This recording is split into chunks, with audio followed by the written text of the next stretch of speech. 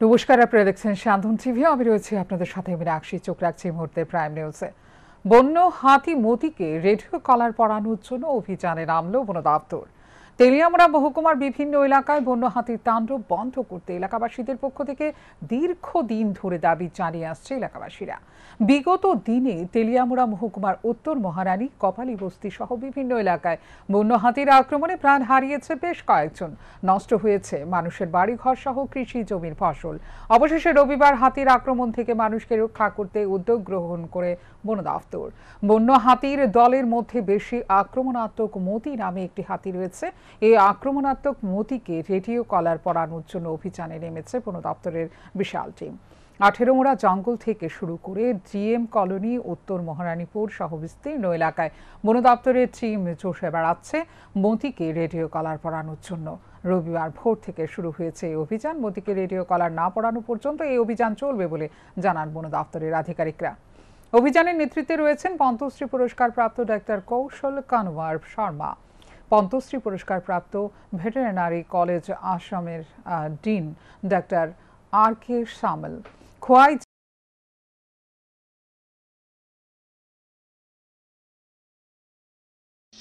Conflict खत्म नहीं होगा, हमको सिर्फ पता चलेगा कि एलिफेंट कहाँ है, क्योंकि उसको जाने में कोई बैरियर तो नहीं होगा और हम करना भी नहीं चाहते, क्योंकि ये हाथी भी रहना चाहिए ना। तो एक 20 का सॉल्यूशन, अभी हम सिर्फ वाइल्ड वार्डन सर के साथ भी बात कर रहे थे, लेकिन गांव वालों का जो लाइफ है, प्रॉपर्टी है, उसको भी बचाना है। तो इसीलिए हमको गांव वालों को एम्पावरमेंट या एनरिचमेंट, क्योंकि जिस एरिया में हम तो हाथी वाला स्टेट से आया है, असम से है, असम में 5,500 जंगली हाथी है। तो हमारा उसमें संग्राम होते रहते हैं पूरा, और हम गांव वालों को एम्पायर करते हैं कैसे कैसे गांव वाले अपने आप को बचा सकते हैं। जैसे बायो फेंसिंग का बात बोल रहे थे, जहाँ साइट्रस लेमन का खेती घर का चारों तरफ करेगा ना। मोती बोल रहे हैं कि ये गांव में जा रहे हैं और घर फर तोड़ रहा है, कंठल फंठल लोगों का काला खा लेता है, लोगों को अटैक भी करता है, मारता भी है करके सुना गया है। कोई तो देखे नहीं डायरेक्टली अटैक करने का। तो इसीलिए इसका मूवमेंट ट्रैक करने के लिए हम लोग इधर उसमें रेडियो कॉलर करना चाहते हैं, सो दैट कि जब जाने से पहले कुछ देरी पहले हम लोग उसको जान पाएंगे कि ये इधर आ रहा है, सो दैट हम लोग फिर बाजी फाजी फुटा के इसको जंगल के तरफ पुश कर सकते हैं। इसीलिए ये एफर्ट ले रहे हैं, सो दैट कि ह्यूमन एनिमल जो कॉन्फ्लिक्ट हो रहा है इसको रिड्यूस कर सकते हैं। इसीलिए ये एफर्ट कर रहे हैं। और लास्ट टाइम एक एलिफेंट को अलरेडी আমরা করছি রেডিও কলারে। চরম অবহেলার কারণে বন্ধের মুখে নির্মহল। দেশ বিদেশ থেকে পর্যটকরা এসে এই রাজকীয় প্রাসাদ দেখতে পাচ্ছেন না। সমস্যার সমাধান করার জন্য সরকারি সহযোগিতার দাবি করছে মানুষ। বন্ধের মুখে নির্মহল। নজিরবিহীন ঘটনার সম্মুখীন এই রাজকীয় প্রাসাদ। গত 1 মাস ধরে নির্মহলে যেতে পারছে না পর্যটকরা, কারণ রুদ্রসাগরে কচুরিপানার জন্য নৌকা ও বোট চালানো সম্ভব হচ্ছে না। দূর দূরান্ত থেকে পর্যটকরা এসে এই বিষয়ে জানতে পেরে হতাশ হয়ে পড়ছে। স্থানীয় ব্যবসায়ীদের কাছ থেকে জানা যায়, গত 1 মাস ধরে রুদ্রসাগরের নৌকা ও বোট চলাচল বন্ধ আছে। দীর্ঘদিন ধরে রুদ্রসাগরের জল পরিষ্কার পরিচ্ছন্ন না রাখার কারণে কচুরিপানা এতটাই জট বেঁধেছে যে এখন নৌকা চালানো সম্ভব হচ্ছে না। এর দায়িত্বে রয়েছে সমবায় সমিতি। তারা দীর্ঘ সময় কর্তব্য পালনে চরম অবহেলা করছে। পরবর্তী সময়ে যখন কচুরিপানার জট তীব্র আকার নেয়, তখন তারা বহু চেষ্টা করেও কচুরিপানা পরিষ্কার পরিচ্ছন্ন করতে পারেনি। ফলে গত 1 মাস ধরে মুখ থুবড়ে পড়ছে নির্মহল। পর্যটকরা নির্মহল দেখতে দূর দূরান্ত, এমনকি বিভিন্ন দেশ থেকে আসলেও হতাশ হয়ে বাড়ি ফিরছে, কারণ তারা নির্মহল দেখতে এসে সাগরের ঘাট থেকেই বাড়ি ফিরে যাচ্ছে। সেখানকার দায়িত্বে থাকা কর্মীরা জানিয়ে দিচ্ছে তাদের কাছে কিছু করার নেই। তারা আরও জানান, সমবায় সমিতি বহু চেষ্টার পর যেহেতু ব্যর্থ হয়েছে, তাই তারা বিষয়টি রাজ্য সরকারের দৃষ্টি আকর্ষণ করে বলতে চায় যাতে এটি পরিষ্কার পরিচ্ছন্ন করার জন্য সরকারিভাবে সহযোগিতার হাত বাড়িয়ে দেয়। এভাবে মুখ থুবড়ে পড়লে একদিন বন্ধ হয়ে যাবে এই রাজপ্রাসাদ দেখার সুযোগ। পাশাপাশি কর্মসংস্থান হারাবে কয়েক শতাধিক মানুষ। কারণ দীর্ঘ বছরের পর বছর সেখানে মাঝারি ও ক্ষুদ্র ব্যবসায়ীরা সকাল থেকে সন্ধ্যা পর্যন্ত খাবার সহ বিভিন্ন সামগ্রী বিক্রি করে পরিবার পরিচালনা করছে এবং এই নির্মহল দেখার জন্য মেলাথর বাজার থেকে অটো দিয়ে যাত্রীদের যাতায়াত করতে হয়। পাশাপাশি এই অটো চালক কর্মসংস্থান হারাতে বসেছে। গত এক মাসে সার্বিকভাবে অনেক ক্ষতি হয়েছে মানুষের। এই বিষয়ে আপনারা কি মানে যারা এখানে দায়িত্বে আছে তারা কি যোগাযোগ করছেন বা তারা কি কোনো উদ্যোগ নিব বা কিছু কইছে আপনারা? এরকম কিছুই না, তবে উদ্যোগ নেওয়ার চেষ্টা এখানে এরকম না যে কিছু চেষ্টা করছে না, কিন্তু যেই পরিমাণে চেষ্টা করার প্রয়োজন সেই পরিমাণে হয়েছে না। অনেক কিছু চেষ্টা হয়েছে সমিতির থেকে, কিন্তু এখনো বড় মাপের চেষ্টা করতে হবে উপর লেভেল থেকে। সরকার এটা সহযোগিতা, এটা একটা পাবলিক সমবায় সমিতি যথেষ্ট চেষ্টা করছে এখানে সাফ করার জন্য, কিন্তু তো ওনার একলা ক্ষমতা হয়েছে না এটা পরিষ্কার রাখার জন্য। এখন সরকার এটা উদ্যোগ না নিলে এটা কিছু করা যাবে না। এখন সরকার নিতে হবে উদ্যোগ। এখন সমিতি কিছু করে নাই তা না, অনেক চেষ্টা করছে, কিন্তু কচুরিপানা এতটা হয়ে গেছে বেশি, কিন্তু এখানে সমিতি আমাদের সমবায় সেই পরিমাণে চাপ না হওয়ার কারণে আমরা এখন খুব কষ্টে আছি। এক মাস ধরে আমরা প্রায় নৌকা চলাচল করতে পারিনি। একটা সময় এরকম প্রচুর টুরিস্ট থাকতো, এখন দোকানপাটও চলতো, প্রচুর দোকানপাট চলতো, এরকম জল ব্যবসা কেউ শশা বিক্রি করতো, এরকম চলতো। আজকাল এক মাস ধরে কোনো আপনার এখানে কচুরিপানার কারণে টুরিস্টও যেতে পারে না, আমরা রোজগার করতে পারিনি, এখন খুব কষ্টে আছি। যদি এভাবেই বন্ধ হয়ে যায় পর্যটকদের স্বাদের নির্মহল, তখন দায় এড়াতে পারবে না রাজ্য সরকারও। এই রাজকীয় প্রাসাদের এক মস্ত বড় ইতিহাস রয়েছে। 1930 সালে রুদ্রসাগরের হ্রদের মাঝখানে গড়ে উঠেছে রাজকীয় প্রাসাদ, যার নাম দেওয়া হয়েছিল নির্মহল। ত্রিপুরার রাজা বীরবিক্রম কিশোর মাণিক্য বাহাদুর কর্তৃক নির্মিত এই রাজকীয় প্রাসাদ 1938 সালে সম্পন্ন হয়। এটি নির্মাণের জন্য মহারাজা বীরবিক্রম মাণিক্য বাহাদুর ব্রিটিশ কোম্পানি মার্টিন অ্যান্ড বার্নসকে স্বীকৃতি দিয়েছিলেন। কাজটি সম্পন্ন করতে 9 বছর সময় লেগেছিল। প্রাসাদটি মহারাজার দূরদর্শিতা এবং হিন্দু ও মুসলিম ঐতিহ্য সংস্কৃতির মিশ্রণের চিত্তাকর্ষণ ধারণা। মহারাজার নির্মিত ও নির্মহল আজও বিশ্বে বিশেষ স্থান দখল করে আছে। প্রতিদিন পর্যটকরা এই নির্মহলে ভিড় জমায়, কিন্তু অব্যবস্থাপনার কারণে মহারাজার নির্মিত এই প্রাসাদ দিন দিন রূপ হারাচ্ছে এবং বহু অব্যবস্থাপনার কারণে রাজ্যের পর্যটকরা এখন আর নির্মহলে যেতে চায় না। চলমান গ্রীষ্মের সময় পর্যটকরা সেখানে গিয়ে সময় কাটাতো। তৎকালীন সময়ে মহারাজাও এই রাজকীয় প্রাসাদে গিয়ে ঠান্ডা বাতাস অনুভব করতেন, কিন্তু আজ অনুতাপের বিষয়, চরম অবহেলার কারণে এই বিশেষ পর্যটক স্থানটি বিলুপ্তির পথে। এখানে কচুরিপানার জন্য নির্মহলের ঘাট বোট এখানে যাতায়াত করতে পারে না, তার জন্য আমরা এখানে লোক আসলে নির্মহল না মানে যাইতে পারে না, তারপরে ঘুরে ঘুরে চলে জায়গা আর কি। ওই আমরা দোকানদারও মোটামুটি লোকও কম আসলে তো আর আমরা দোকানদারি বেশি একটা চলে না, কমই চলে। প্রত্যেক দিন কি দোকান খুলেন মানে এই অবস্থায় মাঝখানে, মানে অক্ষণ যে লোক আয়েন অক্ষণ কি খরচটা কোনো করবো কোন আমরা তো নাইছেন একটা তো ফার্স্ট হলে তো খরচ করবেন, কোন খরচ করবেন। ঠিক এভাবে চলতে থাকলে একদিন ম্যাপ থেকে পর্যন্ত নির্মহল মুছে যাবে। তখন কিন্তু কোনোভাবেই দায় এড়াতে পারবে না মন্ত্রী বাহাদুর। সাধারণ মানুষের দাবি সমবায় সমিতির কেন এতটা অবহেলা রয়েছে সেটাও যাচাই করার জন্য এবং দ্রুত কচুরিপানা পরিষ্কার করে নতুন ছন্দে ফিরিয়ে আনার জন্য দাবি করছে সরকারের কাছে। সান্দন টিভি। রক্তদানে এগিয়ে আসতে হবে যুব সমাজকে। রবিবার আগরতলা বনমালীপুর স্থিত শ্রী শ্রীরাম ঠাকুর সেবা মন্দিরে আয়োজিত রক্তদান শিবিরে এই কথা বলেন মুখ্যমন্ত্রী ডাক্তার মানিক সাহা। শিবিরে সান্দন পত্রিকা ও সান্দন টিভির সম্পাদক সুবল কুমার দে বলেন, জিন দিয়ে বিকল্প মানুষ তৈরি করা যায়, কিন্তু রক্ত তৈরি করা যায় না। রক্তদাতা এবং রক্তগ্রহীতা উভয়ের রক্তের আদান প্রদানের সময় ঐশ্বরিক অনুভূতি অনুভব করে, কারণ রক্তদাতা নিজেও জানে না তাদের শরীরে রক্ত কার শরীরে দেওয়া হবে এবং রক্তগ্রহীতার শরীরে কার শরীর থেকে রক্ত মিলছে। রক্তের কোনো জাতপাত হয় না, রক্তের কোনো বিকল্পও নেই, তাই এর চেয়ে বড় কোনো মহৎ কাজ হতে পারে না। আর এইগুলি যদি বোঝা যায় তাহলে প্রকৃত মানুষ হওয়া যায়। রবিবার বিদেহী চতুর্থ মহন্ত মহারাজ ভবতোষ বন্দ্যোপাধ্যায়ের পবিত্র তিরোধান দিবস উদযাপন উপলক্ষে আয়োজিত রক্তদান শিবিরে এই কথা বলেন মুখ্যমন্ত্রী ডাক্তার মানিক সাহা। রাজধানীর বনমালীপুর স্থিত শ্রী শ্রী রাম ঠাকুর সেবা মন্দিরে আয়োজিত রক্তদান শিবিরের শুভ উদ্বোধন করেন তিনি। মুখ্যমন্ত্রী আরও বলেন, দেশের মধ্যে রক্তদান শিবিরে ত্রিপুরা শীর্ষস্থানে রয়েছে। এই রক্তদান শিবিরে এগিয়ে আসতে হবে যুব সমাজকে, বিশেষ করে যুব সমাজের মধ্যে রক্তদানের গুরুত্ব সম্পর্কে সচেতন করতে হবে।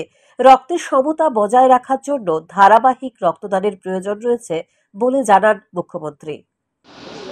মানবতার প্রকৃষ্ট যদি নিদর্শন হয় সেটা হচ্ছে রক্তদান। এর থেকে বড় মানবতা আছে বলে আমার মনে হয় না। এখানে বিস্তারিত আলোচনা করেছেন। আমাদের শরীরের যে রক্ত, সেই রক্তের যে উপাদান আমরা জানি যে WBC, RBC, প্লেটলেটস এবং প্লাজমা দ্বারা গঠিত। যে একজন রক্তদাতা যখন রক্ত দেন 4 জন ব্যক্তিকে বাঁচাতে হবে, 4 জন মনুষ্য ব্যক্তিকে বাঁচাতে হবে। সুবলদা এখানে বলেছেন আগে কিভাবে রক্ত দেওয়া হতো, আমরাও দেখেছি। এখন বিজ্ঞান যত এগিয়ে গেছে সেই সঙ্গে আলাদা আলাদা করে সেপারেট করা যায়। সেপারেটর আমাদের আলাদা সেপারেশন সেন্টার এখানে ত্রিপুরাতে হয়েছে। তো সেই জায়গায় দাঁড়িয়ে যার RBC দরকার RBC দেওয়া হয়, WBC, প্লেটলেটস, প্লাজমা সেখানে আলাদাভাবে দেওয়া হয়। আগে একটা সময় ছিল হোল ব্লাড দেওয়া হতো, এতে করে অনেকের অসুবিধা হতো, বিশেষ করে যারা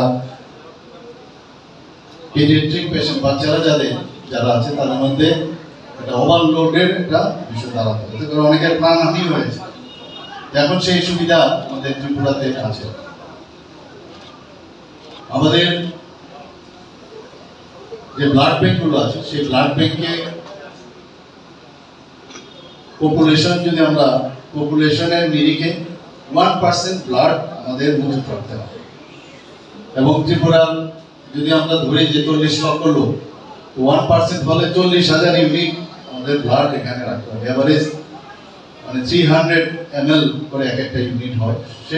আয়োজিত শিবিরে স্যান্দন পত্রিকা ও স্যান্দন টিভির সম্পাদক সুবল কুমার দে বক্তব্য রাখতে গিয়ে তুলে ধরেন রক্তের জন্য রোগীর পরিবারের কি ধরনের সমস্যার সম্মুখীন হতে হয়। তিনি বলেন, রক্তের সংকট এখনো রয়েছে, কিন্তু তিনি বিভিন্ন দেশ থেকে অভিজ্ঞতা অর্জন করে বলেন, রক্তের জন্য শীর্ষ দেশে রক্তদানের কোনো উৎসব কিংবা শিবির করতে হয় না। মানুষ নিজে থেকে গিয়ে রক্ত দিয়ে রক্তের চাহিদা মেটানোর দায়িত্ব পালন করছে। তাই তিনি আহ্বান জানান যুব সমাজ যাতে অবশ্যই রক্তদানে এগিয়ে আসে, শুধু কি অন্যকে বাঁচানোর জন্যই নয়, নিজেকেও বিভিন্ন রোগ থেকে মুক্ত রাখার জন্য যাতে রক্তদান করেন। সর্বশেষে তিনি বলেন, জিন দিয়ে বিকল্প মানুষ তৈরি করা যায়, কিন্তু রক্ত তৈরি করা যায় না। তাই রক্তদানের সকলকে এগিয়ে আসার জন্য আহ্বান জানান। বিভিন্ন রোগের কারণ আমাদের রোগীদেরকে রক্ত দিতে হবে। আমার স্ত্রী ওনাকে 62 বোতল রক্ত দিতে হয়েছে এবং রক্তের এত ক্রাইসিস ছিল, আমার বন্ধু বান্ধব আত্মীয় স্বজন যারা আছে তাদেরকে এই রাজ্যে যখন রক্ত ট্রান্সফার শুরু হয় তখন ব্লাড ব্যাংক হয়নি, রক্ত রাখার কোনো জায়গায় ছিল না। আমরা হ্যান্ড টু হ্যান্ড রক্ত দিয়েছি, জীবের উপরে লালমাটির উপরে রক্ত নেওয়া হতো। তখন আর নিয়ম কারণের ব্যাপার নেই, রক্তের প্রয়োজন নেই। আমাদের গ্রুপের কারণ দিচ্ছে হতো 2 মাস আগে দিয়েছে, 1 মাস আগে দিয়েছে, তাকে আবার রক্ত দিতে হবে, সেগুলো রক্ত রোগীকে বাঁচাতে হবে। এখন নানা সিস্টেম হয়, এখন 250 মিলিলিটার রক্ত নেই, আমরা প্রায় 3 মাস রক্ত রাখতে পারি। একটা জিনিস ইদানিং বা মাঝেও হয়েছিল, একটা রক্তের সংখ্যা দেখা যাচ্ছে আমাদের যা প্রয়োজন তার তুলনায় কম হয়। এই রাজ্যের সরকার গঠিত হওয়ার প্রথম বিজেপি সরকার গঠিত হওয়ার পর এই রক্তের সমস্যা দেখেছে, তার 2 মাস সময় আমাদের কাছে। পরে মুখ্যমন্ত্রী বললাম যে CRPF বলুন, DSRকে বলুন, এরা রক্ত দিলে আমাদের প্রবলেম হয়। সেইভাবেই টিএসআর রক্ত দিয়েছে, আমাদের হোমগার্ড বাহিনী রক্ত দিয়েছে, সিআরপিএফ রক্ত দিয়েছে। এখনো একটা ক্রাইসিস চলছে। রক্তদান যে একটা উৎসব, সেই উৎসবের মূল্যটা আমরা রাখতে পারছি। অথচ দেখুন, আমি ইউরোপের বিভিন্ন দেশ ঘুরেছি, এখানে রক্তদানের জন্য কাউকে রিকোয়েস্ট করতে হয় না, উৎসবও করতে হবে। প্রত্যেক এলাকায় রক্ত গ্রহণের কেন্দ্র আছে, তার যখন রক্ত দেওয়ার প্রয়োজন, কারো প্রয়োজনের জন্য না রক্ত দিয়ে যাচ্ছে। রক্ত দিচ্ছি কারণ আমার নিজের শরীরটাকে সুস্থ রাখার জন্য রক্ত দেওয়া। এদিন রক্তদান শিবিরে রক্তদাতাদের উপস্থিতি ছিল লক্ষণীয়। পরে রক্তদান শিবিরে ঘুরে দেখে রক্তদাতাদের উৎসাহিত করেন মুখ্যমন্ত্রী এবং স্যান্দন পত্রিকা ও টিভির সম্পাদক সুবল কুমার দে সহ অন্যান্য অতিথিরা। স্যান্দন টিভি। রবিবার একদিনের গোমতী জেলা সফরে যান প্রদেশ কংগ্রেসের সভাপতি আশিস কুমার সাহা। তিনি উদয়পুর 4টি ব্লক কংগ্রেসের বিভিন্ন দলীয় সভা সংগঠিত করেন। সংগঠনকে শক্তিশালী করার জন্য সারা রাজ্যের সঙ্গে গোমতী জেলা উদয়পুরেরও কংগ্রেস রাজ্যের বিভিন্ন জনগণের দাবি নিয়ে আন্দোলন সংগঠিত করার জন্য কংগ্রেস দল মাঠে নামছেন। বিকেলে উদয়পুর কংগ্রেস ভবনে এক সাংবাদিক সম্মেলনে কংগ্রেস দলের রাজ্য সভাপতি আশিস কুমার সাহা বলেন, এ রাজ্যে আইন শৃঙ্খলা ভেঙে পড়েছে। রাজ্যে জ্বালানি তেলের সংকট, সরকার নীরব, জিনিসপত্রের দাম ঊর্ধ্বমুখী, মানুষ নাজেহাল। সারা রাজ্যে নিগো মাফিয়াদের বাড়বাড়ন্ত। আগ্নেয়াস্ত্র নিগো মাফিয়াদের হাতে থাকার ফলে রাজধানীর বুকে শাসক দলের কোন্দলে প্রাণ দিতে হয়েছে তাদের দলের এক যুবকের। এই ঘটনায় প্রমাণ হয় রাজ্যের আইন শৃঙ্খলা অবনতির দিকে বলে জানান তিনি। যে রাজ্যের 7টি ব্লকে কংগ্রেস দলকে শক্তিশালী করার জন্য দলের সমস্ত বিভাগ এবং শাখা সংগঠনগুলিকে পুনর্গঠিত করে আগামী দিনে দলীয় কর্মসূচি বাস্তবায়নের ক্ষেত্রে কংগ্রেস যেন একটা বলিষ্ঠ ভূমিকায় অবতীর্ণ হতে পারে, সেই লক্ষ্যে প্রদেশ নেতৃত্বকে নিয়ে এবং আমাদের বিভিন্ন বিভাগের যারা প্রধান, এসসি, এসটি, ওবিসি, মাইনরিটি, আমাদের অন্যান্য সেল যারা সেখানে চেয়ারম্যানের দায়িত্বে আছেন, তাদেরকে সারা রাজ্যে ঘুরে এই বিভাগগুলিকে পুনর্গঠন করা এবং শাখা সংগঠনকে শক্তিশালী করার কাজে আমরা এই জমি সংক্রান্ত বিবাদ ঘিরে মৃত্যু হলো এক বৃদ্ধের। মৃত বৃদ্ধের নাম নাজির আহমেদ মজুমদার। ঘটনায় সোনামুড়া তামসাবাড়ি এলাকায়। ঘটনার বিবরণে জানা যায়, সাদেক নামে এক ব্যবসায়ীর সাথে নজির আহমেদের দীর্ঘদিন তা ধরেই জমি সংক্রান্ত বিরোধ চলছিল। রবিবার এতটা তীব্র আকার ধারণ করে যে সাদেকের ধাক্কায় মৃত্যু হয় নাজির নামে বৃদ্ধের। পরবর্তী সময়ে স্থানীয়রা উদ্ধার করে হাসপাতালে নিয়ে গেলে চিকিৎসকরা বহু চেষ্টা করে নাজির আহমেদকে বাঁচাতে ব্যর্থ হয়। হাসপাতাল চত্বরে কান্নায় ভেঙে পড়ে নাজিরের স্ত্রী। তিনি জানান, তাঁর স্বামী পেশায় শিক্ষক ছিলেন। চাকরি থেকে অবসরে আসার পর থেকেই শারীরিক অসুস্থতায় ভুগছিলেন তিনি। জমি বিক্রির পর থেকেই অভিযুক্ত ব্যবসায়ীর সাথে ঝামেলা চলছে তার স্বামীর। আজ অভিযুক্তের ধাক্কায় মৃত্যু হয়েছে স্বামীর। ঘটনার সুষ্ঠু তদন্ত করে অভিযুক্তদের কঠোর শাস্তির দাবি করেন তিনি। আমরা জায়গা বেচছি কার কাছে? তার কাছে, ওই সাদেকের কাছে, মন্টুর বাকি যা তার বাড়ির নাম কি জানি। এরপরে দিয়ে জায়গাটা লইয়া সামনে জায়গাটাতে বাদ দিছে না, সামনে জায়গাটা বাদ না দিয়ে তার তুলে রাখছে মানে কিন্তু 4 ঘন্টা তারে বুঝাই দিছে। তারা তো সরলতা, 4 ঘন্টা তার কাছে বেচছি, 4 ঘন্টা আমি দিছি। এর বাইরে দিতে আইতাত না। ওখানতে এটা দাবি করে দিয়ে আমরা কিচ্ছু করতাম না। তে রাস্তা দিয়ে তার আইয়ে যায়, কাজ করে, দূর করে এদের লিগে মামলা চলছে। এন এটা দিতে সিদ্ধান্ত তারা কিছু আর মামলায় এই কয় উকিল বলে দিকে আইছে, এবার তুলবে থেকে ইয়ে নামলা মাত্র গেছে। এন মামলা চলছে, তোমার অর্ডার ছাড়া তুমি এনে কাজ করতেছি কিনা, আমার তুমিও কাজ করতে না, এটা রায় ছাড়া। সে কইতেছে আমাদের কাগজ আপনি আনেন, আমার এরকম রায় দিছে না। তাদেরকে আমার এরকম রায় দিছে না, আমাদের দিলে দিতে পারে, আমার এরকম রায় দিছে না। আমি কাজ করি, আমি জায়গা আনেন না, এরপর 2 জায়গা আমার না, হেবড়ার জায়গায় এটা একটা জায়গা দাঁড়াইছে, হেবড়ার ধাক্কাইয়া ঠেললে বুঝাইয়ে এরপরে তোর বলে থাকতো তো এটা মোবাইল করতে তো ধাক্কাইয়া এবার লাঠিটা লিয়ে গেছি যেটা লাঠিটা দিয়ে যেটা দিয়ে আড়ে আড়ু ভাঙ্গা কমর ভাঙ্গা এইটা দিয়ে দিয়ে আড়ে এরপরে দিয়ে ধাক্কা লগে হয়ে যাইতেছে আমি তো কান্না আনছি আমি তো তুমি তাড়াতাড়ি। উদ্বোধন হলো শনিছড়া বাল গুরুকুল। উপস্থিত ছিলেন ডক্টর কিষাণ সেনা শাস্ত্রী, সম্পাদক হিসেবে উপস্থিত ছিলেন রানা সিনহা, এলাকার বিশিষ্ট গুণীজন। যথাযথ নিয়ম অনুযায়ী গুরুকুলের উদ্বোধন হয়। মোট 10 জন ছেলেকে নিয়ে এই বাল গুরুকুলের উদ্বোধন পর্ব সম্পন্ন হয়। 6 জন বালক ইতিমধ্যে এই গ্রুপে যোগদান করেছে।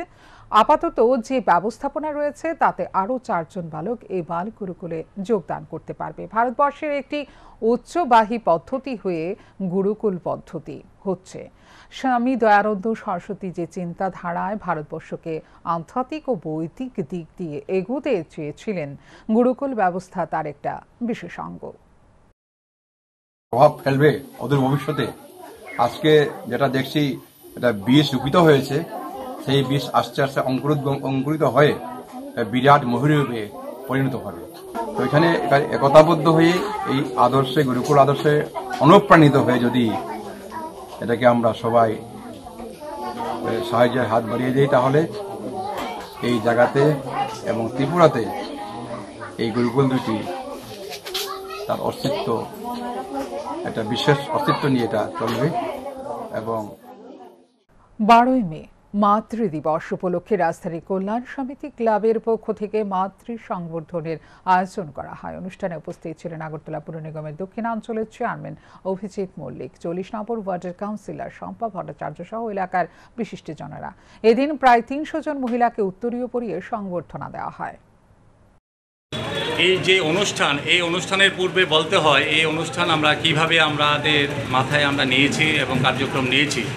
যে আমরা লক্ষ্য করেছি, সবাই আলোচনা করেছি যে সারা বিশ্বে আমাদের প্রতিটা পরিবারে মায়েদের যে ভূমিকা, সেই মায়েরা যারা অত্যন্ত অক্লান্ত পরিশ্রম করে তার পরিবারকে খুব সুন্দরভাবে ওনারা মেনটেন করেন, কিন্তু পাশাপাশি দেখা যায় ওনারা সত্যি অনেক স্যাক্রিফাইস করেন। এবং শুধু পরিবারের প্রতিই নয়, সমাজের প্রতিও যে মায়েদের দায়বদ্ধতা, আজকে দেখা যাচ্ছে যে বিভিন্ন জায়গাতে আমাদের মায়েরা প্রতিদ্বন্দ্বিতা করছে এবং লিডারশিপ দিচ্ছেন। প্রত্যেক জায়গায় ওনারা ছেলেদেরকে কাঁধে কাঁধ মিলিয়ে ওনারাও কার্যক্রম করছেন। সেদিকটা আমরা ভেবে ওনাদের পরিশ্রমকে আমরা মাথায় রেখে আজকে যে বিশ্ব মাতৃ দিবস, সেই দিবসটাকে সম্মান জানিয়ে আমাদের এখনকার মতো এই মুহূর্তের সংবাদ এই পর্যন্ত। অন্যান্য আপডেটস দেখার জন্য অবশ্যই নজর রাখতে হবে সান্দন টিভির পর্দায়। সান্দন টিভি, দায়বদ্ধতাই যার ঐতিহ্য।